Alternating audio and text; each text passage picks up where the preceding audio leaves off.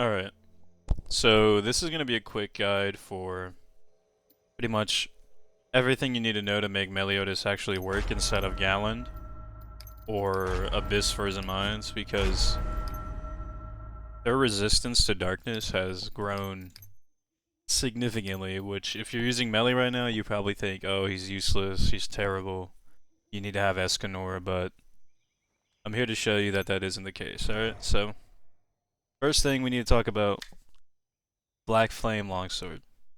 This weapon is far, far better than the Gluttonous. You can see I even broke it to 5, and it's really bad. You just have to trust me on that. I'll show a side-by-side comparison on Galland soon in this video. Alright, next part is going to be the outfit. You're kind of going to need it to be level 2 or 3 passive.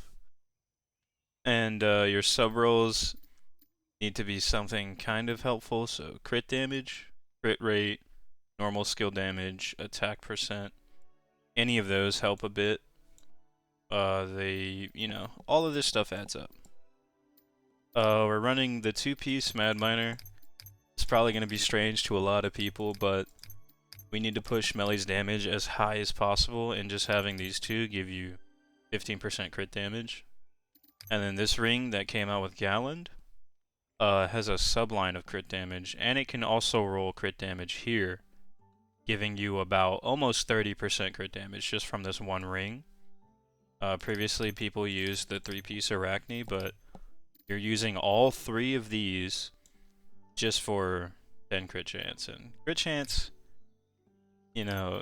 doesn't really add damage, it adds consistency to your damage. But crit damage obviously deals more damage in general. Now my melee's only potential 8. If you have a P9, you're going to be doing a lot more damage than me with the same setup. You can see we have 37% crit chance without food, 180 crit damage. We have 31% normal skill damage and 14% darkness damage. But all of that comes from the weapons and the weapon rolls, the armor rolls, stuff like that, especially the ring. And you can see over here on my enchant, this is almost a perfect enchant.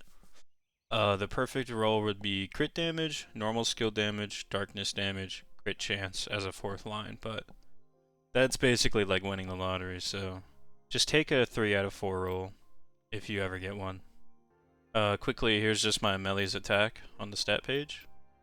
And as for his sub-weapons, you're going to want to roll equipment attack on both of them, because if you didn't know, this actually adds towards the 30% that it provides by just being in the sub-slots.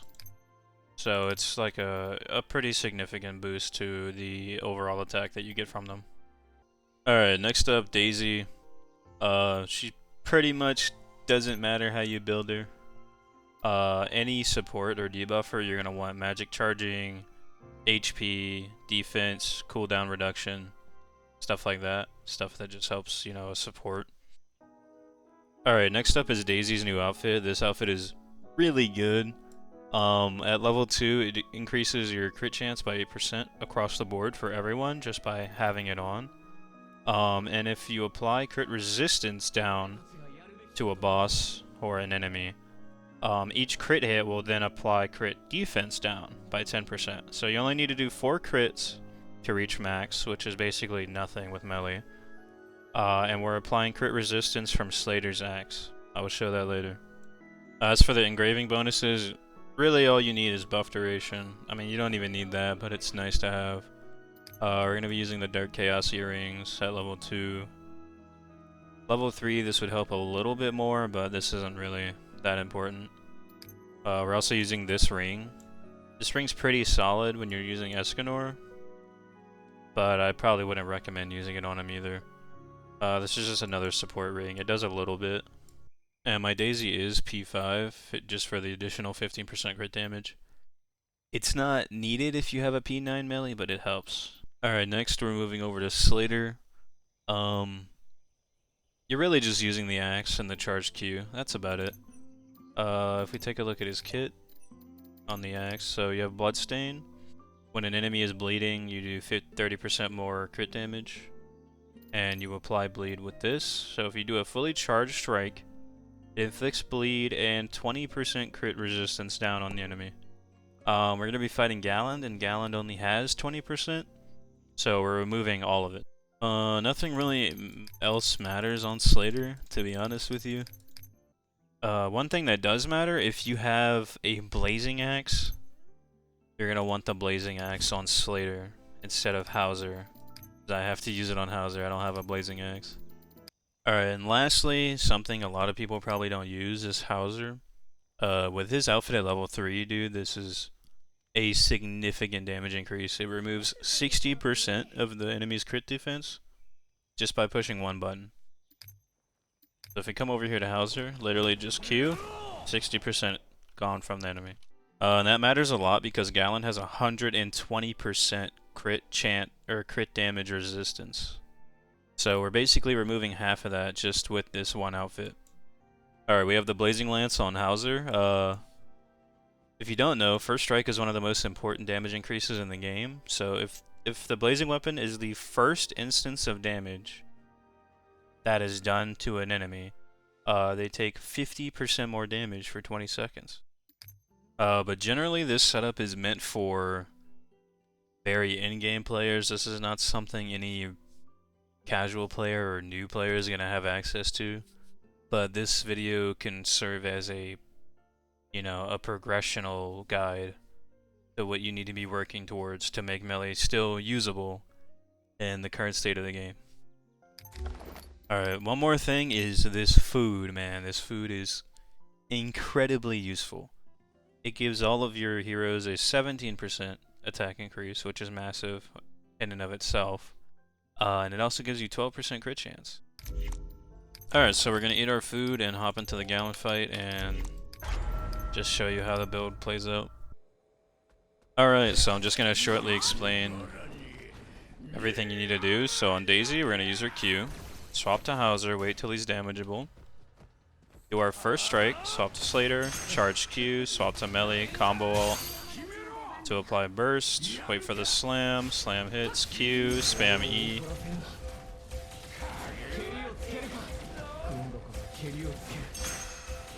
And we did a sizable amount of damage, but sometimes the crit luck doesn't really play out too well.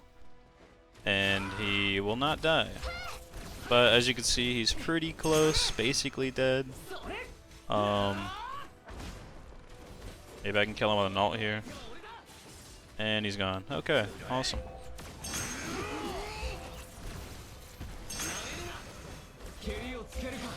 Alright. Well, we got him in the end.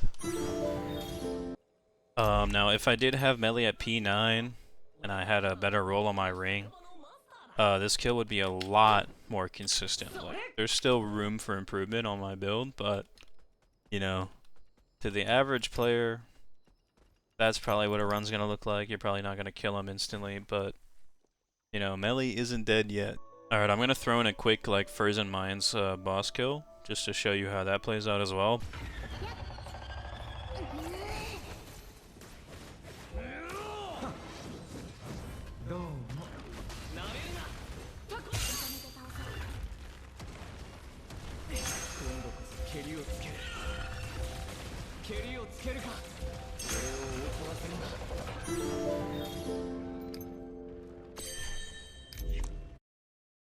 Alright, I'm gonna quickly show a side-by-side of how Gluttonous Sword performs on Galland. My Gluttonous is Limit Break 5 with a pretty good roll on it. It's comparable. It's the same roll, but this is just higher percentages, and this is Limit Break 7.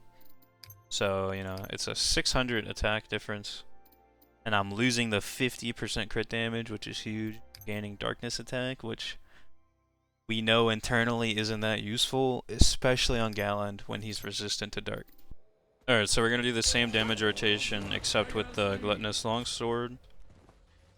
We'll do the Daisy Q, Hauser, first strike with Q, charge Slater Q, combo all on melee, wait for the slam, go straight into the damage.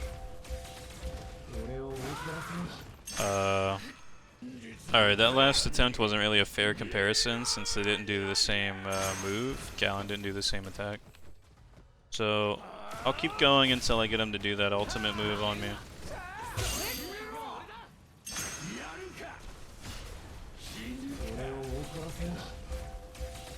As you can see, the damage is